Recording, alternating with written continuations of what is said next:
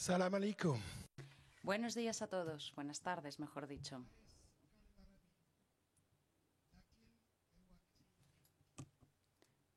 Palabras en árabe del orador.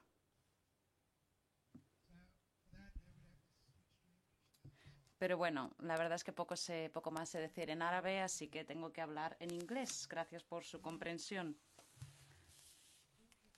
Antes de comenzar con el debate de gran calado que nos espera acerca de la educación y las culturas, cómo equilibrar lo global y lo local, quisiera hacerles algunos anuncios prácticos. Pueden utilizar los auriculares para escuchar la interpretación simultánea, que estará disponible en los siguientes idiomas: árabe, canal 1, canal 2 inglés, canal 3 francés, canal 4 español y canal 5 turco. Y discúlpenme que no sé cómo pronunciar turco en turco. También les he dado varias herramientas para poder estar en plena interacción con nosotros, así que no duden en servirse de ellas, de la aplicación para celulares Wise, o contactar con nosotros a través de Twitter.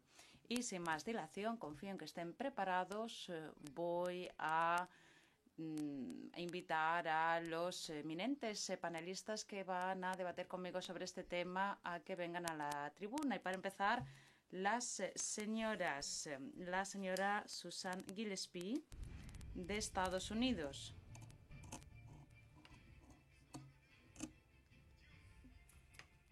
El señor Mamadou Diouf de Senegal.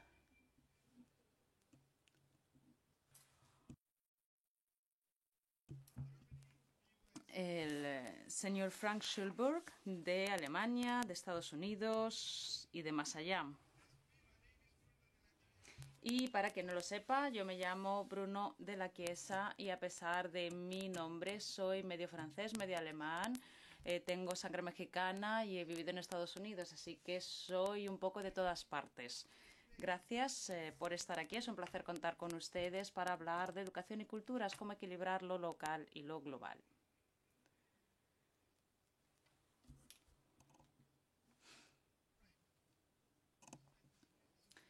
Susan, por favor, tenga la amabilidad de contarnos un poco algo de su vida y de por qué está aquí.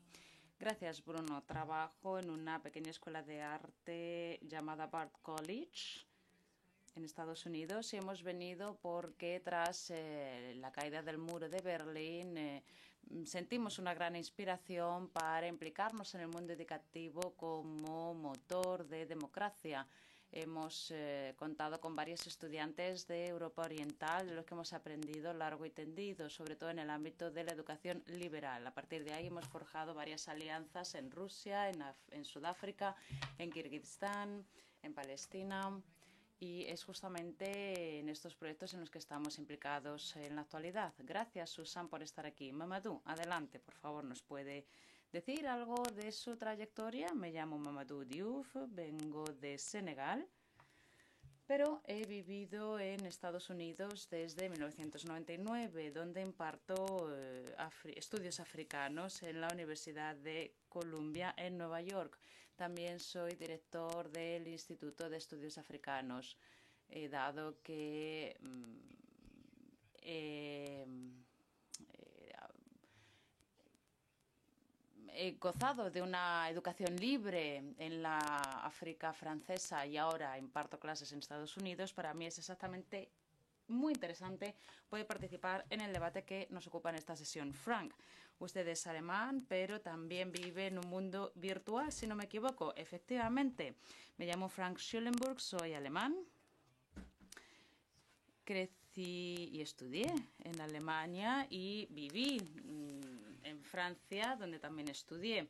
En 2008 me mudé a Estados Unidos, donde la Wikipedia, una vez que, perdón, me contrató la Fundación Wikipedia.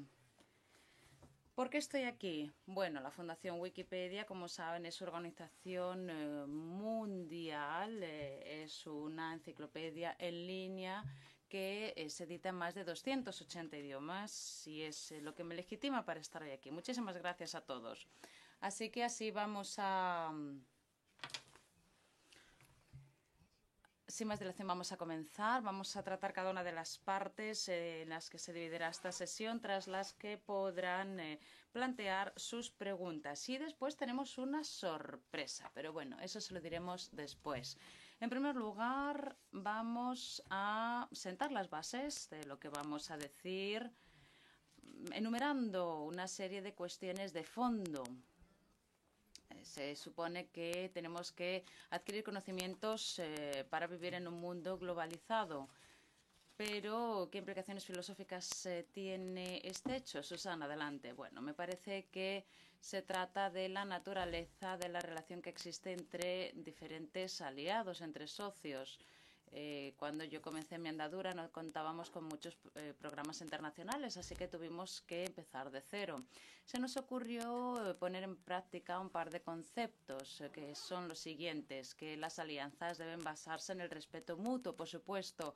Hay una serie de programas de titulaciones dobles que nosotros hemos puesto en marcha que se basan en estos principios, igualdad y respeto mutuo. Puede que sean ideas utópicas en este mundo, porque desgraciadamente cunden las situaciones en las que nuestras sociedades no funcionan a tenor de estos principios. Por otro lado, sin embargo, nos parece que es realista defender estos principios, puesto que, a fin de cuentas, cada uno de nosotros tiene un bagaje cultural, tiene una procedencia. Y conocer todos estos lugares y poner en común este conocimiento no puede sino traer efectos positivos. Así que nosotros queremos establecer una nueva forma de pensar, menos vertiginosa, y cambiar ese lema de piensa global y actúa local por otro que les voy a anunciar, que es no pensar global, porque el pensar global significa tenernos a una forma de pensar predominante. Así que lo que yo les propongo es un nuevo lema. Piensen local y actúen global. Pensar localmente y actuar localmente, teniendo en cuenta siempre que hay dos tipos de local que están en juego. Si no he entendido mal, Susan, efectivamente hay un aspecto universal del que tenemos que ser conscientes. Sí, efectivamente, pero no es la única fuerza motriz de nuestras sociedades. Bueno, efectivamente, usted ha dicho que hay dos aspectos locales. Me parece que es justamente hasta a lo que se refería. Efectivamente. Bueno, este es el aspecto filosófico de nuestra sesión de hoy, pero la filosofía no lo es todo, puesto que la historia desempeña un papel fundamental cuando se trata de cultura, y quién mejor que un historiador para ofrecernos la perspectiva de un historiador justamente sobre este tema.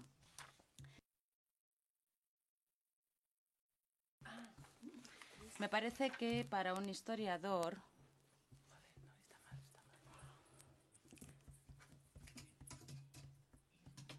African cultures has been understood.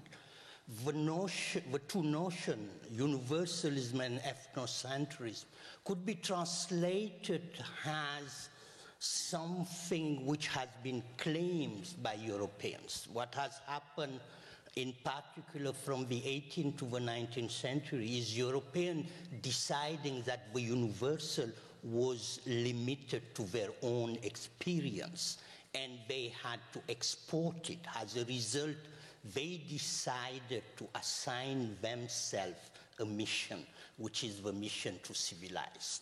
As a result, they decided that only one human civilization existed, and such a civilization was European. So we cannot talk about the global, the universal, or ethnocentrism without missing the key element, which is hierarchy, that it's based on an evolutionary understanding of cultures. You have cultures which are civilized and cultures which are primitive. And Africa has played a key role in being actually the epitome of primitivism. So this discussion is important precisely because when Africans became independent, the first thing they did was to unpack the notion of universalism and make it multiple universalism. Things have changed a lot since decolonization happened, in your perspective. Do you think that is the case? Yes. I mean, the hierarchy has changed? Yes, for two reasons. The first reason, which is very early actually, for Africans, for Arabs, for Asian, the idea was in the very beginning of the 20th century that they have a culture. And their culture was different from the universal culture. They were able to stand up scientifically, philosophically, but also as human beings against the Europeans and what they perceived as the oppressions of European, has the negation of their culture. So what has happened since World War II is a kind of shift which allows an opening of the understanding not only of culture, but the understanding of human being. And the very fact that, you know, European culture began having a genealogy which showed the role of the Arabs has played in the production of what will be called European rationality, but also the role African art played in the early 20th century in one of the most biggest aesthetic revolution, which is Cubism with Picasso. Yeah, and Averroes was there before Descartes or Voltaire, actually. Well, thank you very much for this, Mamadou, for reminding us of this, and we need to hear more of that.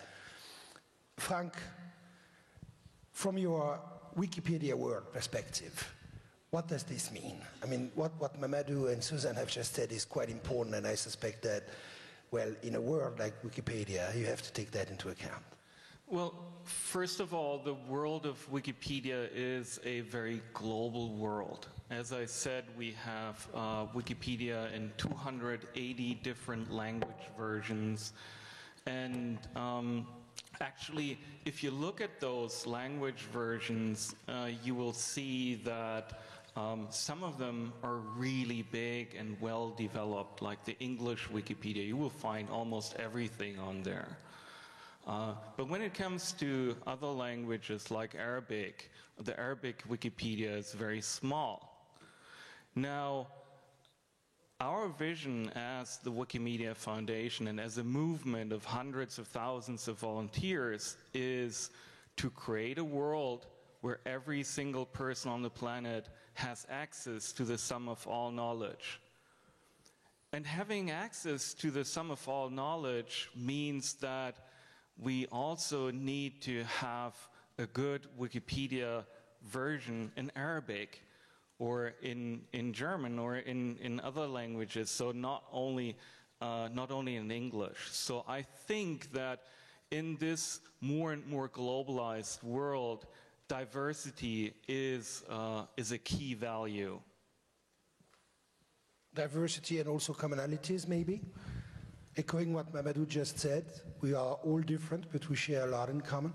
Sure, of course, and like if you are, if like you, for example, being fluent in several different languages, what you can do is you can switch between languages, and then you have the bigger picture, and then you can see like what does a Wikipedia article in your own language look like, and in the other languages that you possibly speak. And I find that very fascinating. It's something that I'm doing all the time. That's great, actually. Thank you very much for this. Mamadou, do you think that a tool like Wikipedia could actually be useful in order to decolonize the African education system? Absolutely. For a much global reason is the very fact that what the internet has introduced for all of us to use is the fact that you post yourself in the internet. You have the right and the power to do it, which was not the case before the internet, that the operation were controlled and commanded from somewhere else in the West, that the way in which Africans were represented in books were based on an idea of anthropology, which was the science of the West about the non-West people. Today, with the internet, you can portray yourself It's no longer, you don't have a mediation. And Wikipedia opened and has been opening a space for people to engage each other. That I can delete your view about me and put my own view and open something which is different. And it's where languages are important, because every language carries a kind of culture. And by being bilingual, you are able to open a conversation which is no longer dominated by one of a partner, which has been the case since colonialism with colonial European languages, and which is shifting today because of STM, because STM is the language of global languages. Can you please tell us what you understand by STM? What is it's the idea with globalization. As I was saying, if you look at the history of the non-West, South Asia, Africa, part of Asia, the Middle East, people has been very keen in the 60s and 70s to be present in the world. You know, the first publishing house created by Europeans in France just after the war, in 1945, bears the name of Présence Africaine. The idea being Africans are now responsible of their image. They are going to showcase themselves in the stage of the world. Since the 80s, the idea is difference is no longer important. You don't need to show that you are an Arab or an African. Science is science. The world is open for competition, and you are competitive only if you know science, if you know technology. The language of globalization is English. The economic language of globalization is neoliberalism. And everybody is equal. So you better learn English, which is happening in many countries, actually. You better learn English, forget your language, if you want to be competitive. So today, STM, Science, Technology, Management, is the language, or it's the so-called language of our world. But what it is creating is destroying diversity, is endangering languages, is endangering cultures, and it's opening a world of uniformity, which is, I guess, negative for the whole of humanity. It is not only negative, it's actually frightening. Actually, with this, we've moved already to the second topic, but no problem, you will have the opportunity to ask your questions on this as well. Now, Suzanne, you're the only native speaker of what is today the world's lingua franca on this stage. So, what are we talking about? English, as Mamadou suggests, or a sort of globish that is actually not really English, but something people more or less try to speak when they travel, where they try to do business and stuff like that. What do you think, as an English native speaker and someone who is very sensitive to language, as a translator as well? Yeah, I wanted to say, luckily, I'm also a German speaker, although that was hard-earned. One of the things that I hear in talking to people about translation, and about education, both of which are things in which I'm involved, is that the globalization of English, as you say, globish, or however you want to talk about it, endangers not only other languages, but also, in a way, English, because we adopt a standard of English then which we're not able to perhaps express our most sophisticated ideas. So I would say that we need not only to focus on the individual languages and developing them, and perhaps shifting the balance of power from only English or mostly English, a situation in which we have to really fight against the trend. I think, as in this case of Wikipedia, we have a lot of energy coming from other languages who desire that recognition and need to be heard, but it's not yet perhaps the dominant trend. So I would say, yes, let's work on English, and let's work on including other languages, but also trying to maintain a very high level, which means a literary and a poetic level, as well as a science and a business level. Well, since we talk about that, I mean, Mamadou mentioned it as well. there is competition in this world, and the competition begins on the labor market. When I graduated from the university and I looked for a job, I was able to say, look, I speak English. And the potential employers in front of me during job interviews would say, wow, that's great. Today, my children, if they say that they speak English, the potential employer will say, yes, of course, and what else?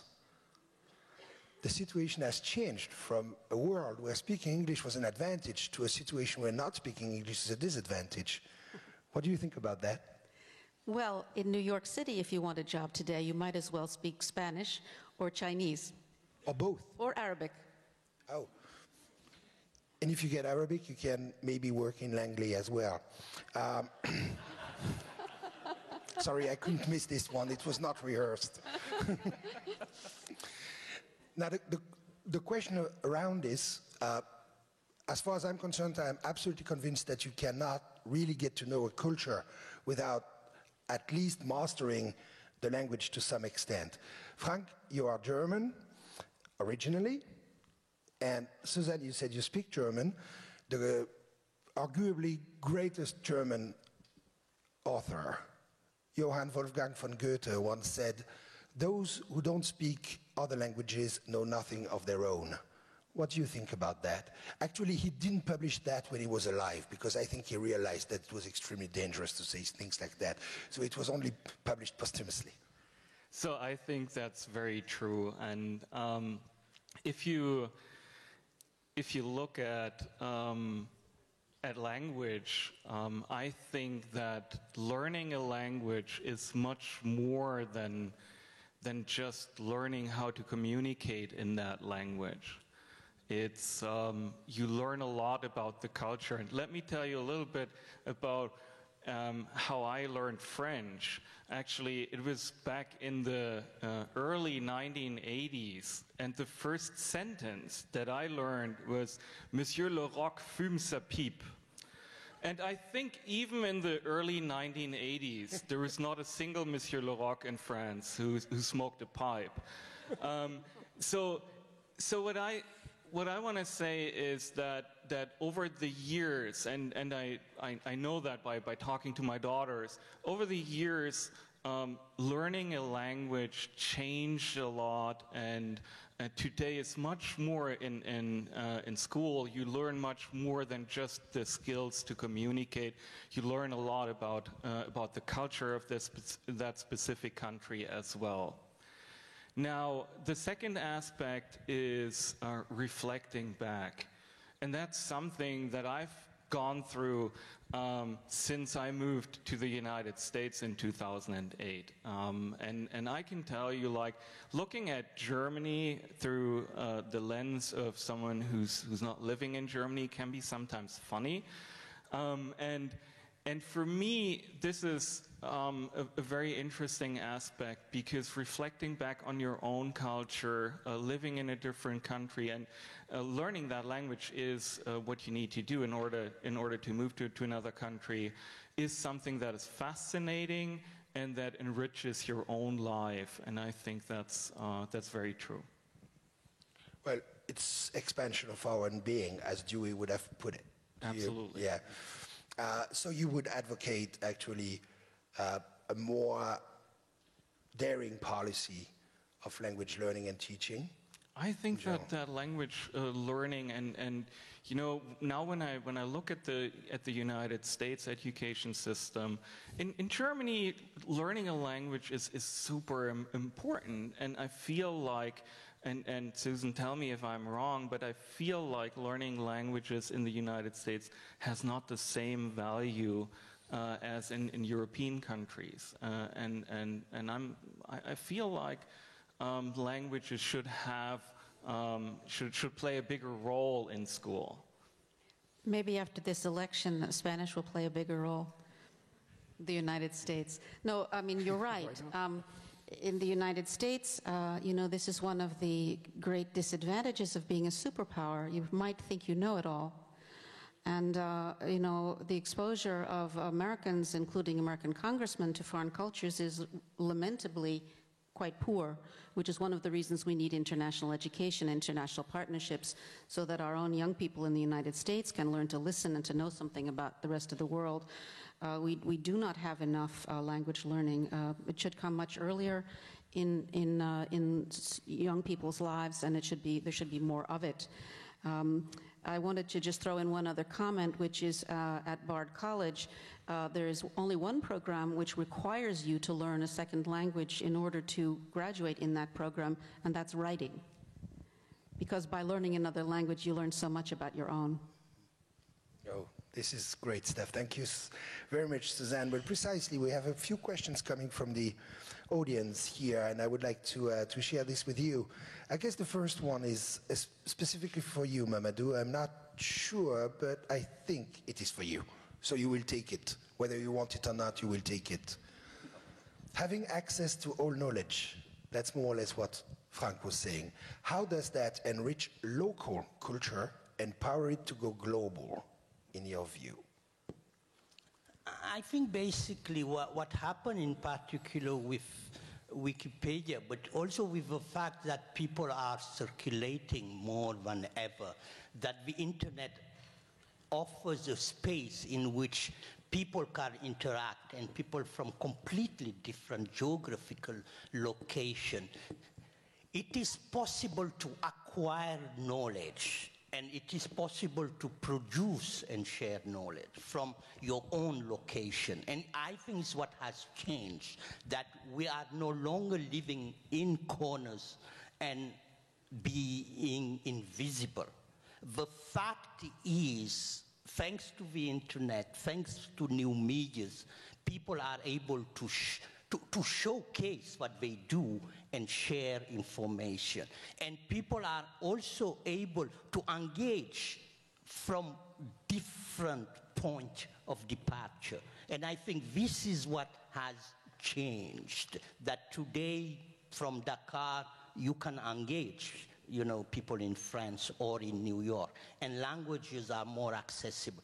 Senegalese young rappers, they sing that New York and Paris are the suburbs of Dakar, which is showing that ways in which knowledge, sounds, way of dancing are taking different paths. I love that one. New York and Paris as suburbs of Dakar. I will quote you on this, Mamadou. You can be sure. I have another question, which actually is for me. It has already disappeared from my screen, Aurélie, but I will try to remember. It's about global citizenship and whether globalization creates a global culture. I'm saying, well, immodestly, sorry for that the question is for me because I just published a book about that. Since it is a 500-page book, I won't bother you with this right now, but if you are interested, just send me an email and we'll send you a PDF file. It's an OECD book entitled Languages in a Global World, Learning for Better Cultural Understanding. Global citizenship does not exist. Rousseau had seen it before, In order to have a citizen, you have to have a sort of state somewhere, and a state requires boundaries and laws. And there is no such thing as global laws on this planet, as far as I can see. However, it might come. The question of whether it is desirable or not, I leave it to you. The next question I have here is how to motivate learners, children and maybe adults alike, to learn languages, in your view, especially for those who are not particularly motivated. To begin with, the English native speakers who are so happy to have been born with the lingua franca around them that they don't see any sort of necessity to learn languages. What do you think if someone is not motivated to learn a language or several languages? What sort of motivation can you imagine? What can trigger the motivation? Who wants to answer that one? Suzanne?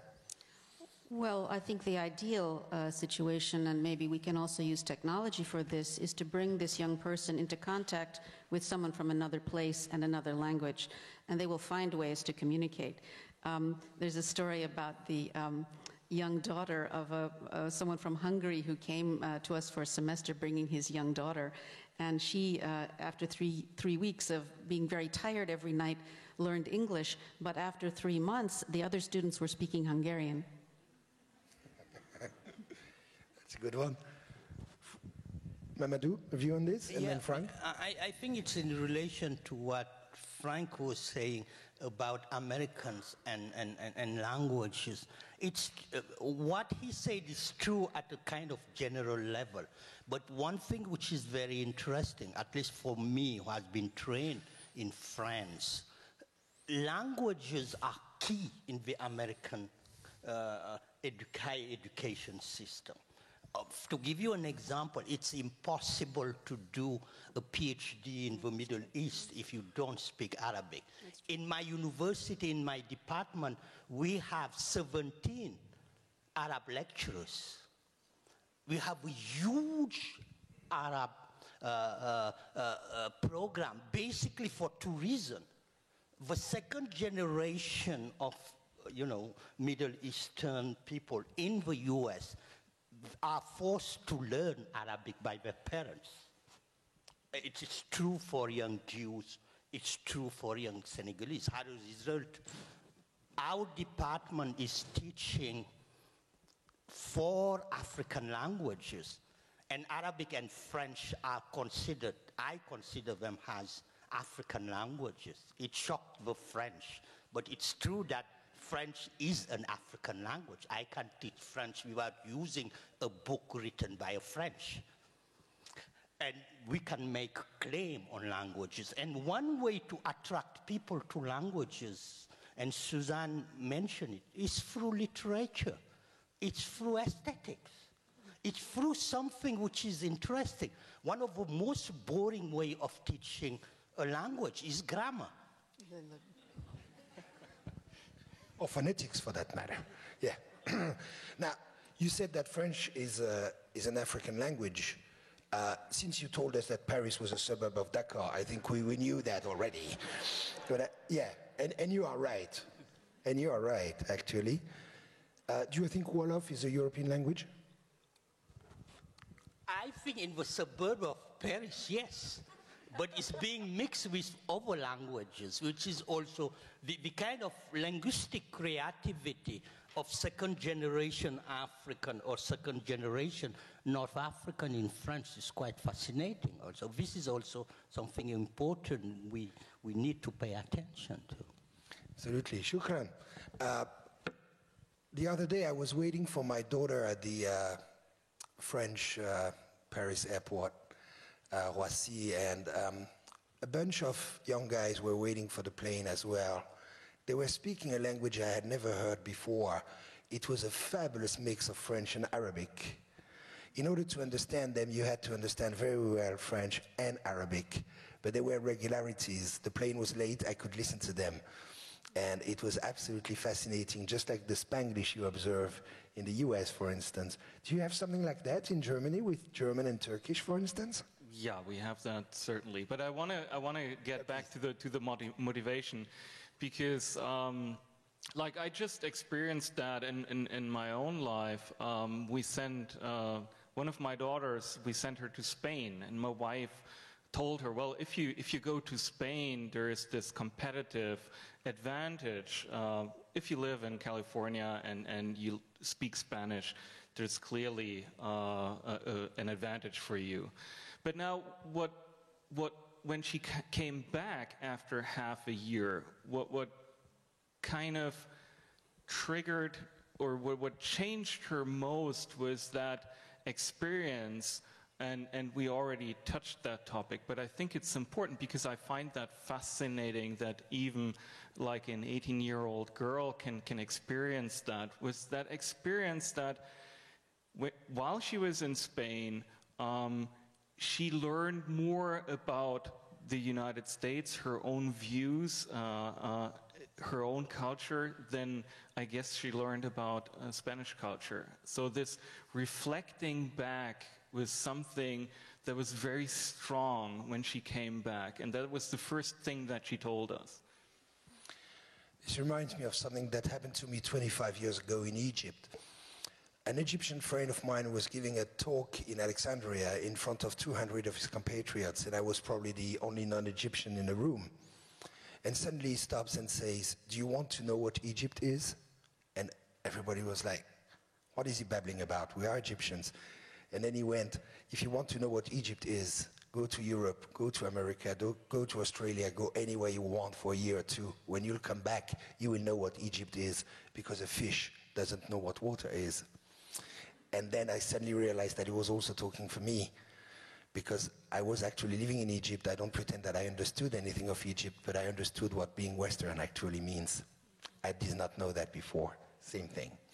Now, before we continue with the questions here and the third part of our debate, since you are here, many people I don't see well because I have the spotlights in my face, but I suspect that some of you might have some direct questions, and that would be nice, actually. If you can keep the questions to the point, that would be great. Yes, please, thank you. Ladies first. You please introduce yourself. You just say your name so that we can identify you. Thank you. My name is Yara Darwish. I'm actually a WISE learner. I'm a journalism junior at Northwestern University. So my question is that here in Qatar, like the implementation of international educational systems in the high schools and early education systems, we find that there is a loss of language, and that there are these graduates from schools that don't have a first language. They're expected to speak English in school, so they don't speak English as proficient as native speakers, and they don't speak Arabic up to par. So how do we strengthen our local language while maintaining international standards?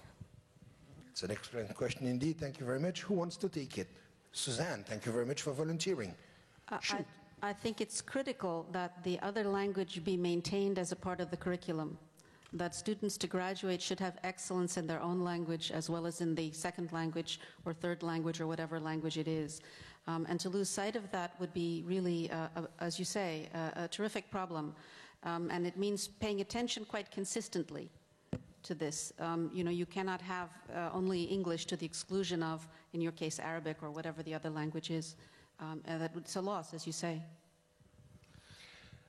One thing that is related to this that I hear quite often, especially in some countries, is that, well, before teaching our kids foreign languages, we want them to learn their own language well.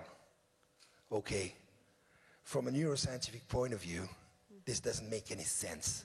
It is a political stance and nothing else. A child's brain is perfectly able to acquire 2 or even 3 languages at the same time without having any sort of difficulties with the quality of the acquisition at the end of the day. It is completely political, as everything that is related to language or cultures, for that matter. Just one thing. Yes. Yes, Suzanne. Suzanne Frank, and then you are, yes, I saw you. If I read the literature correctly, the opposite is true, that children who learn 2 languages early actually learn their own language better. Well, the scientific evidence for that is not overwhelming yet, but I know you're right. Soon I will be able to show you very beautiful brain pictures in order to sort of prove that, Whenever you show brain pictures, suddenly you can see anything you want. But I totally agree with you, Suzanne. It is absolutely true. Goethe was right. Frank? Well, I think there is another aspect to that. When we started our education program, so students write Wikipedia articles instead of writing a traditional term paper. And when we started this program in Egypt this year, one of the first things we learned was that we could only do it in certain topic areas, because in the sciences, those topics are only taught at Egyptian universities, are only taught in English. And what I learned is, and maybe you can correct me if I'm wrong, but what I've learned is that because English is so dominant, there's even in Arabic, there's not enough words for certain things to describe. So the vocabulary in certain areas is missing. And that's like a trend that I would be interested in. Like, what's the answer to that? How do you solve that problem? Yes, Suzanne. Mamadou first, Suzanne. Yeah. I I think the answer to Frank's question is precisely walking and doing exactly the experimentation.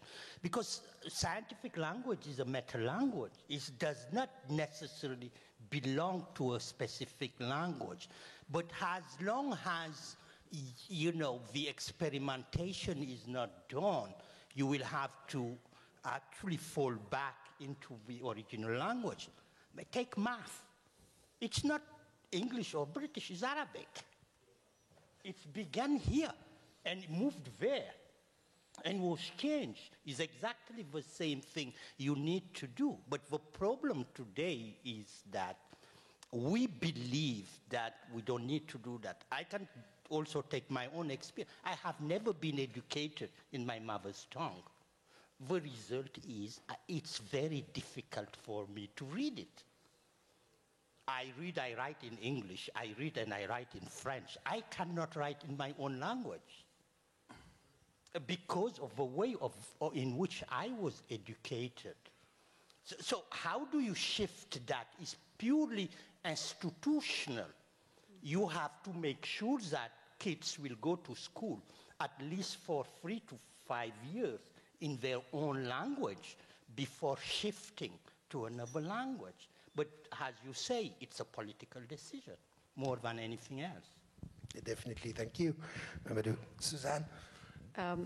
As far as the linguistic part is concerned, I think the languages are flexible enough to accommodate these borrowed words.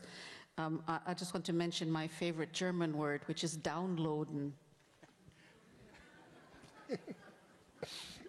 Yes, please. We have 3 questions here, and after we'll move. 1 question, 2 questions, 3 questions. Yes, I see you. I want to go back to the issue of native English speakers learning other languages. I learned, as a native English speaker, I learned another language in the late 90s, and since that time, I've noticed when I see other people trying to learn a language, it's becoming more and more and more difficult for them.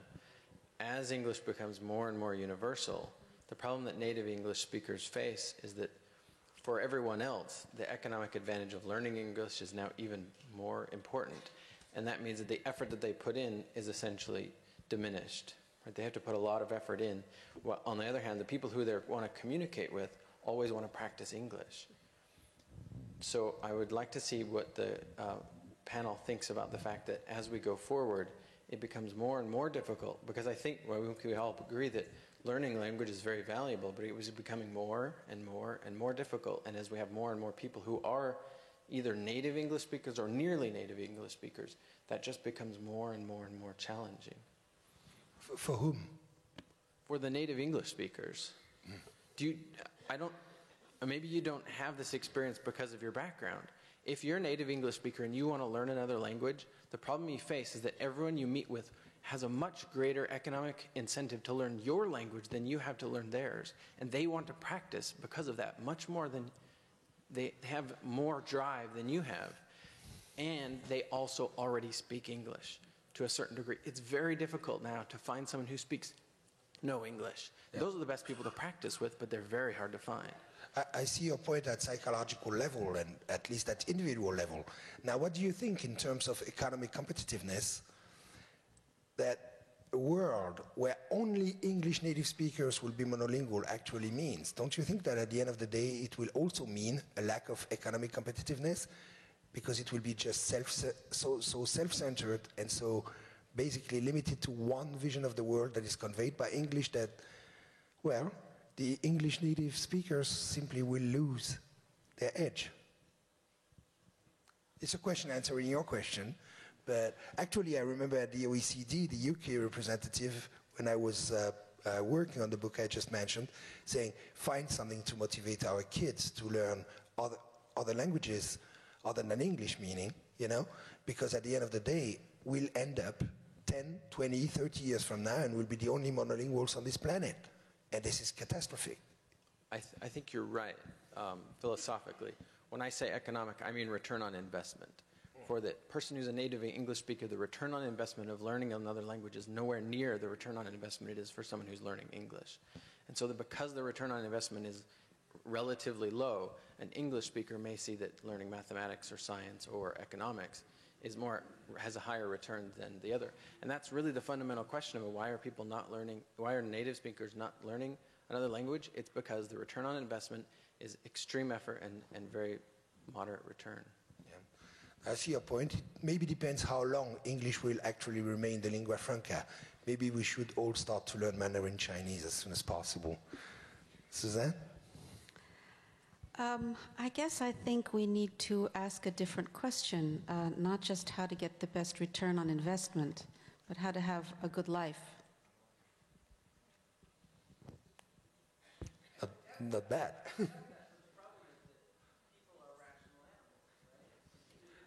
Are they? You have to prove this, my friend. This will be very difficult. Have you played the ultimatum game? No, let's continue the discussion, but I see your point. We had another question. Yes, sir? Yes.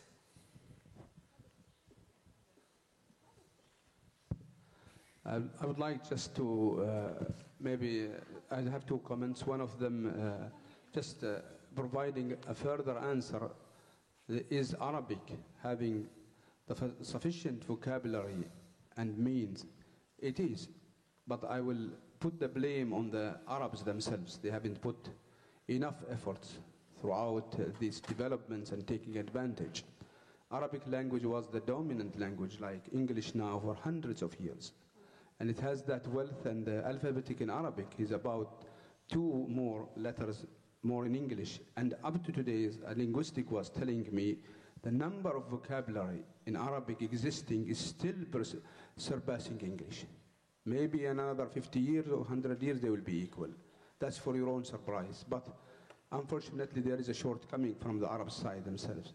I think I will, by the same token, I take on the note I would like for the organizers of WISE, we could have included with this wealth of discussion from the panel there, a contributor from the Far East and a contributor even from the Arabic culture here, a speaker, could have provided a further global, that's what kind of global view we need. My worry, this is the first comment. The second comment, my worry about, and I'd like maybe for you to shed light on, what is a true global meaning, the globalization. What we hear about globalization is a globalization of consumerism culture. Multinational companies, money makers all over, they are bombarding us with their ads, targets, information placed to us to just emphasize that consumerism. And unfortunately, this is a trap. There is even some books about the trap of globalization. What I would like to probably, if you would shed light on, the true meaning of fruitful globalization. So we will have local versus global, they will go in harmony. The worry of many rational human beings around the world now is not because English or another language is dominating, is this hidden agenda, if you wish, or hidden purpose of the consumerism, who are the driving force of the multinational companies, the money makers around, and who are enslaving us as humans. And we are losing a lot of values. Look at the food we take, look at the way we live, and it's taking us downhill. Go to the medical profession, go to the social side, and you will find exactly where we are heading. So I think we need to focus on a true global values which will bring us all humans together. And you rest assured, all of us here in this hall, that there are so many global values will bring us together. One of them is education, we know, rather than consumerism related. So I think that is needed very badly. We would like to replace these noble global values instead of wars, conflicts, misunderstandings, stereotypes, and we do have the means now. Thank you. Well, thank you very much for this. Yeah. Indeed. I couldn't agree more, but I suspect my colleagues here have something to add to this. Who wants to react on this? You have nothing to add? We can also applaud, I would think. Yeah, absolutely. I think you are absolutely right that the type of globalization we are discussing today and engaging with is the result of the expansion, the global expansion of capitalism and its consequences. The problem is that we are living at a moment which is not the first moment of globalization. You had different moments of globalization. We forget that 1,000 years ago, China, which arrived in Africa long before the European, took the decision not to globalize, to stop the opening and expansion of China. We know also a period where you have a very specific globalization, which was a globalization which went with the beginning of capitalism, which Karl Marx said it was a moment of blood and mud, which is the globalization of slavery, etc., etc. The problem is now, how do we change this moment? What are the resources available to us, in particular people who are against, for completely different reasons, for ideological reasons, for political reasons, but even for just natural resources, environmental reasons. And this is precisely where education could play a role. This is precisely where we have all of us to fight in order to preserve all the languages, in order to preserve all the cultures, to keep precisely our human condition being improved from different corners. It's not, unfortunately, the situation in which we are living. How are we going to change it is the key question. Do we have the resources, in particular, the political resources to change it?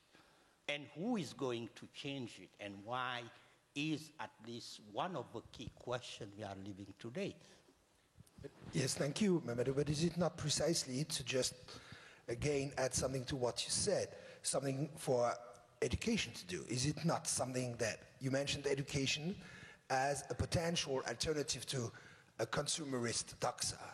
And actually, don't we need education in order to question the consumerist doxa? Is it not the only possibility we have in order to, create a sort of doxa that could be an alternative, which means that it's pretty much subversive, actually, in terms of education. Suzanne, I think that you want to say something, and Frank, you might want to share with us what you think about developing critical skills, which actually are needed within the education system in order to be able to challenge the doxa. Suzanne. Well, maybe to come back for a moment to something that Mamadou touched on earlier, which is that as we look around the educational world, there are a lot of ideas out there which, if you go to conferences and so forth and you read the newspapers, you could take it for granted that the only thing that matters in education nowadays is the so-called STEM subjects, science, technology, engineering, and math. These are precisely the skills that the corporations, I think, and the businesses want. Maybe they also want other ones, hopefully. But, we can't focus education solely on wealth creation. We have to think about the other values, the humanistic values, the literary and poetic values that we were talking about earlier. We have to think about what is the purpose of education for our societies, and how do we enable people in different societies to develop a vision of something which is not only about having more of everything. Yeah, thank you so much. Again, I couldn't agree more. If you live in the US, each time you hear a political debate about education, it seems limited to STEM disciplines. I always wondered why, or, well, I'm afraid I know the answer, but maybe there is something to do about this, related to your remark. Frank, how can we promote critical skills? I mean, critical thinking, which is certainly something that we will need in the century to come, and our children even more, in the same sense or in other senses in general. Do you think you can do something about that? Well, if you look at, let me give you an example. If you look at how people are using Wikipedia, and I'm experiencing that every day when we're talking to students and teachers especially, then the teachers tell us, well, you know how my students are using Wikipedia. It's like they believe everything is true, and they use it for copy and paste, and so there are some critical thinking skills that are obviously missing. I mean, we all know that there are really good articles on Wikipedia, and some articles are not up to the standards. And that's something where I think critical thinking, media literacy, information literacy is a key skill for the 21st century and for the next generation of students to know. And it's not only about Wikipedia, it's about the online world in general, to know what is the information that I can trust, what are good sources of information, how can I distinguish between information that is trustworthy and information that is not so good. That's what I think is a critical skill for students in the 21st century. Thank you so much. I totally agree. If you have a job free, let me know. I'm interested. Thank you very much. Now, back to the room. Yes, I saw you and I promised you the floor. Please introduce yourself before asking your question. Thank you. Thank you. I'm Hilda Tadria from Uganda, and I'm going to speak from the African women's perspective, which I would like to bring back into the discussion. First of all, I want to thank Mamadou for that passionate introduction, and I'm going back to that. When you talked about the different forms of hierarchy, the question that the moderator asked was whether after colonialism, hierarchies have more or less reduced. I want to talk, and I hope that all the panelists can have a view on this, about the new forms of patriarchy-based hierarchies that were introduced in the African social cultures. And I'm looking at it because we are talking about globalization, education, and culture. Part of the result of the new forms of patriarchy resulting from colonialism was the devaluation of women's work, women's worth. And actually now we have an education system which sustains that kind of devaluation. And I want to hear from you, how then do we deal with this? Because I think we need also to integrate an analysis into all the forms of hierarchies, all different forms of education, and the impact on different people. I think we've all agreed that the issue of universalism does not work. And so if we talk about particular women, particular men, and in Africa, I think we all know that girls' education in Africa is suffering.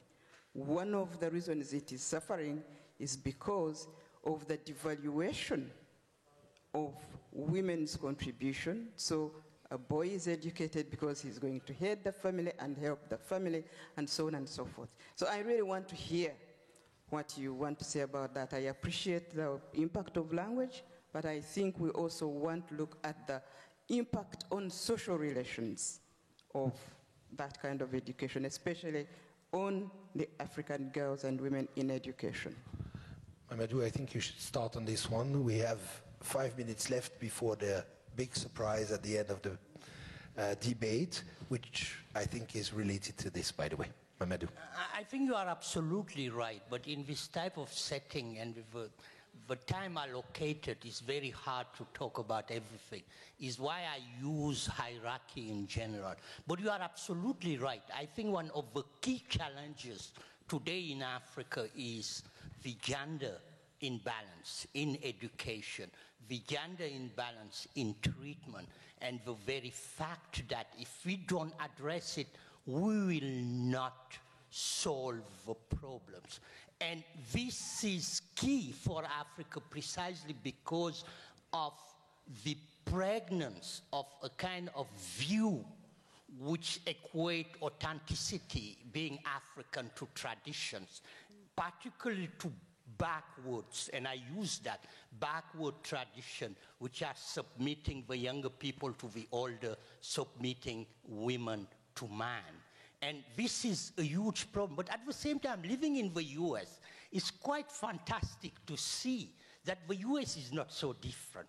If you have followed the elections and the discussion about women, their role, including their salary, we also see that this is a question we can tackle at a global level and make it one of the key elements of the agenda, which has a goal to actually address those issues. But as you know, today, because of the crisis in Africa, because of youth unemployment, we believe that what is important is wealth. We are not dealing with the issue of mentality and the issue of ideology, which are key in transforming the situation. Thank you, Mamadou. Suzanne? If you think of the things that are considered traditionally women's work, which are food and the raising of children, and perhaps the care of the home, these are things which are increasingly the topics of concern in research, in terms of food, sustainability, and then the larger philosophical question that I mentioned earlier in response to a question is making a good life. You know, young people in the United States now are becoming passionately interested, many in my family, curiously, in agriculture. Now, when were young people in the United States interested in agriculture? I don't know, but they're becoming interested because, you know, the food tastes terrible, often. Someone wrote a whole book about the tomato, you know, what has gone wrong with the tomato. It's a real problem, and the young people are getting it, so maybe there's hope. Frank, a word on this? Well, gender issues? Well, in Wikipedia? Gender bias is a big issue for Wikipedia because, as some of you might know, most of the Wikipedia language versions are written by people who are male, who are well educated from countries like the US or Europe, and who are younger. So if you look at whatever language version you look at online, you will see that those male, young, white people write articles about topics they're interested in. And that's, look at the English Wikipedia, for example. You have an area that is military history. It's very strong. Whereas like literature, arts, it's not so strong. And that works for whatever language version you try. So gender is a topic for Wikipedia as well, and it's something that we have to find a solution for. Thank you very much. I won't even try to wrap up the session completely, but it is recorded, so you will have the possibility to come back to it. Just 3 things at the very end, if you allow me. The limits of my language are the limits of my world. It's a very beautiful sentence. It's not me. It's Wittgenstein, actually. Another thing, Voltaire, again, I told you I'm a bit French. With this inimitable irony of his, he once wrote in a superb novel I recommend that basically the French are convinced that without the incident of the Tower of Babel, the whole world would have spoken French. Yeah, you laugh because he wrote that 250 years ago, but it's still true. And not only in France, by the way. I have a question here from, I want the exact phrasing, on Twitter. Can we define a meta-culture arising? My answer, yes, we can. I've tried with my colleagues in the US and elsewhere. This is a debate for the next WISE Summit. I suggest the WISE Summit to be completely dedicated to metaculture arising. And to finish today, as I promised you from the beginning, we would like to invite, this is the surprise of the day, an honor for us, the spouse of the Prime Minister of the Republic of Turkey, Emin Erdogan, as the guest of honor of this panel to make the closer speech. Mrs. Erdogan, please. Thank you very much, dear colleagues.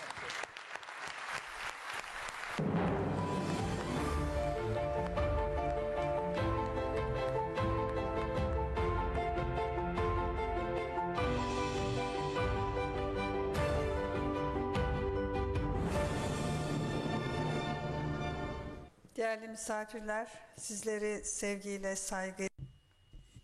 Dear guests, I would like to start by extending my respectful greetings to all. And first of all, I would like to thank all the participants who have come from different countries around the world to share their thoughts on education. I'm delighted to be here with you in Qatar for the World Innovation Summit for Education.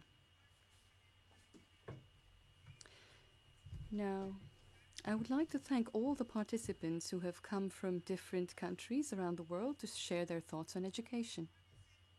Unfortunately, in today's world, we are faced with events that are difficult to explain to our children. When we look at the world through the pure, innocent, and unselfish eyes of the children who expect nothing in return, what we see is far from pleasant. The earth is bogged down in war, injustice, pain, poverty, hunger, pollution, and many other ills. Kültürler, inançlar. Prejudice amongst cultures, beliefs, regions, communities, and even individuals is making people more and more skeptical and distrustful of each other. Human relations are gradually becoming more and more artificial, insincere, and mechanical. If we are dreaming of a better future for our families and for the world as a whole, we have to look at the world through the clear but also rich prism of our children's eyes. We can consider the reality of globalization as an opportunity in this regard. We are living at a time where boundaries are being lifted in economic, social, cultural, religious, and other areas. I believe, therefore, that education and culture can play a very important role in this process in shaping our daily lives as well as our future. Without a doubt, education and culture are impacted by globalization like all other areas. The reality of lifelong learning has started to create new channels, not only within the countries, but also within the world as a whole. We now live in a world where we can only access information, and especially cultural values, solely through education. This situation requires a redefinition of the concept of education and a redesigning of educational methods. As a matter of fact, every decision made in the field of education, every single implementation, also has an impact on culture. While in some cases, education can put an end to a primeval culture and to all of its components, in other cases, it can revive cultures that were almost extinct.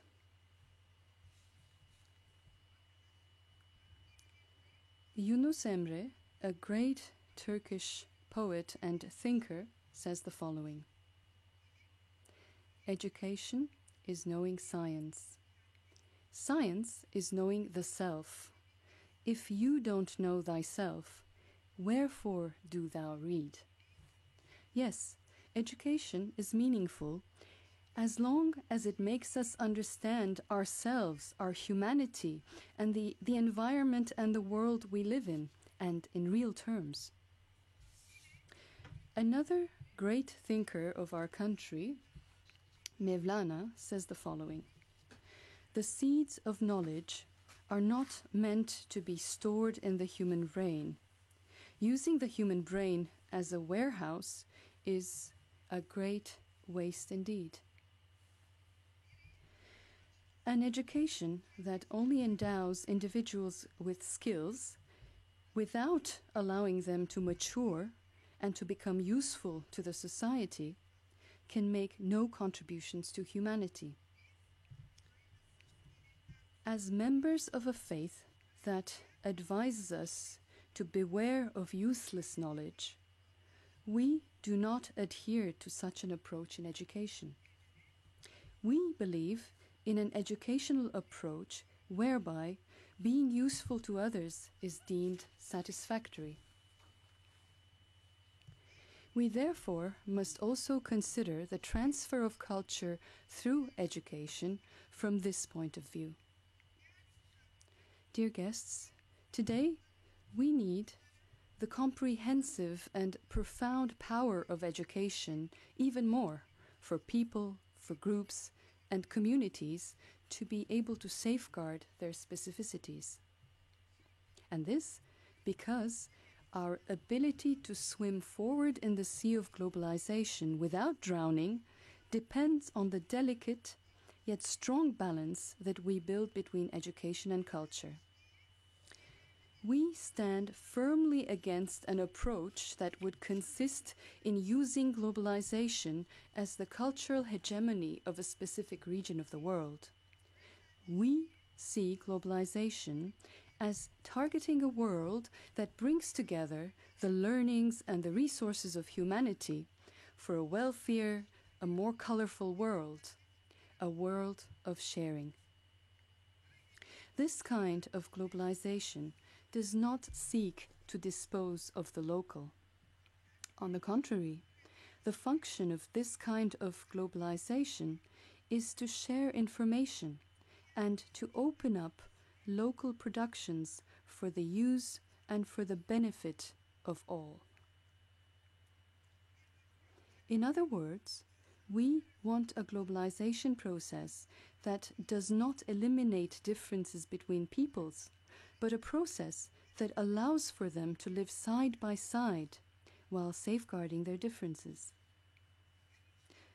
Unfortunately, nowadays, we see individuals who grow different from the community and culture in which they were born and raised, and who become dependent on other cultures, both in substance and in form. This situation leaves communities defenseless in the face of social engineering projects.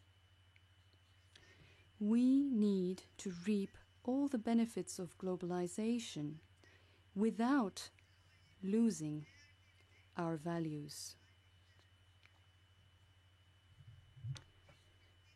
We must favor the goal of acting together over standardization. We must implement, reinforce, and resolutely operate mechanisms capable of meeting the needs in the fields of education and culture locally. We all know that education starts within the family structure.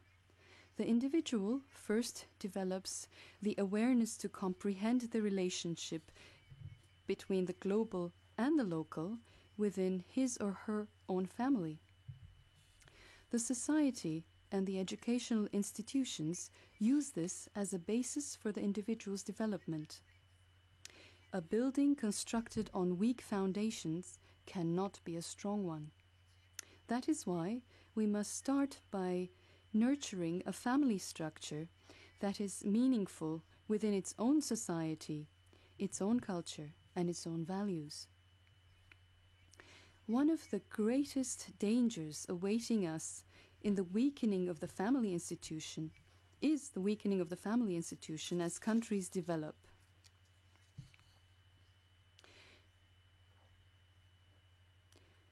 Because the family is the first link of the chain of love that reaches out from the individual towards his or her fellow human beings.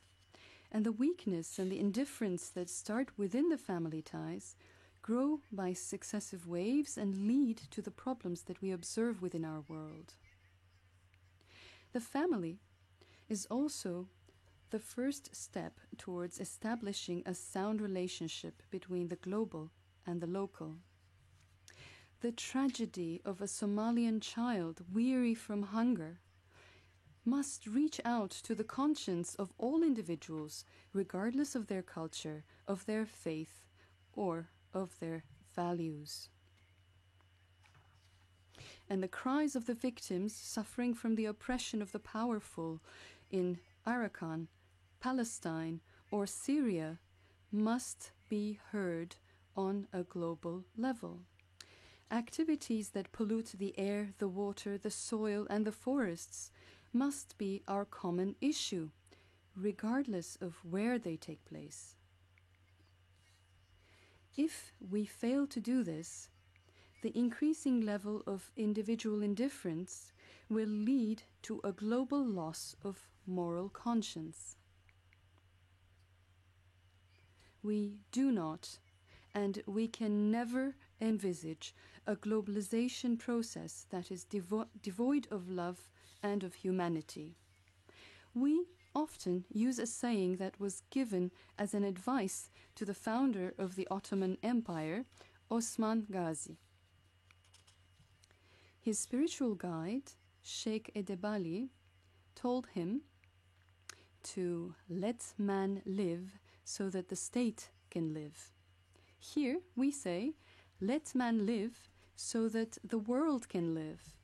And we continue by saying, strengthen the family so that humanity can live. Dear guests, with its experience of letting differences coexist, Turkey is a very important example, both nationally and internationally. In my country, different faiths, different cultures, and different social groups live together in peace and in security. With its Muslim population, Turkey is involved in many Western institutions.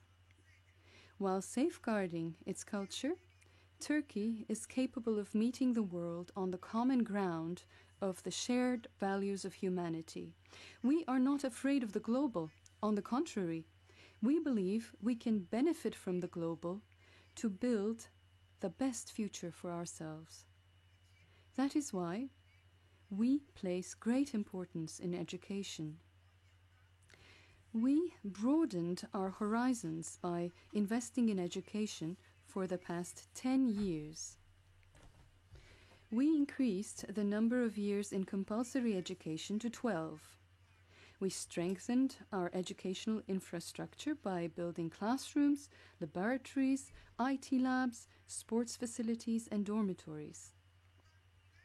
We endeavor to build a strong structure aimed at creating equal opportunities for all, from the kindergarten to the university. We endeavor to raise our children in such a way that they can embody the wealth of our civilization while being capable of following global developments closely. We do not want education to take away what we have, but to bring us the riches of the world, and we work towards that goal. I think that the World Innovation Summit for Education is an important platform for sharing our vision on education and for consolidating it through other examples. I would like to thank the government of Qatar and especially to Her Highness Sheikh Moza for providing us with this opportunity. I would also like to extend my thanks to all the organizers of this event. Once again, I wish you a very successful summit.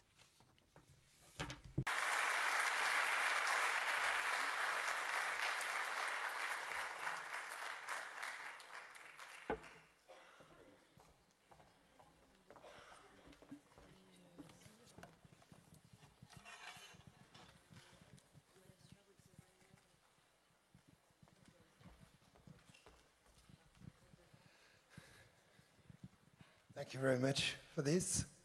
Indeed. Thank you very much to all of you for having participated in this debate, which I hope is only a beginning and not the end. Just one thing, don't forget to drop your headsets when you leave the room, and see you in a few minutes in other debates for more very interesting discussions. Enjoy WISE.